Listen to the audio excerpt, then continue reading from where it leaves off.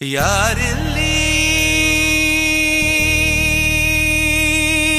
ಈ ತರಹ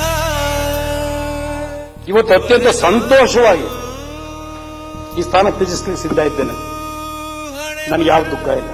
ನೀ ಮೆಟ್ಟಿದ ಮಣ್ಣ ಮರೆತಿರುವೆ, ಎಲ್ಲಿಗೆ ಅಂತ ಹೊರಟಿರುವೆ, ಕೋಟಿ ಕೊಬ್ಬರಿ. ನಿಮ್ಮ ಹೆಣ ಒತ್ತಿದ್ದೀನಿ, ನಿಮ್ಮ ಪಲ್ಲಕ್ಕಿ ಒತ್ತಿದ್ದೀನಿ, ನೀವು ಸ್ನೇಹಿತರು, ಬದುಕಿದ್ದೀನಿ ನಿಮ್ ಜೊತೆಲಿ, ಕಷ್ಟಪಟ್ಟಿದ್ದೀನಿ.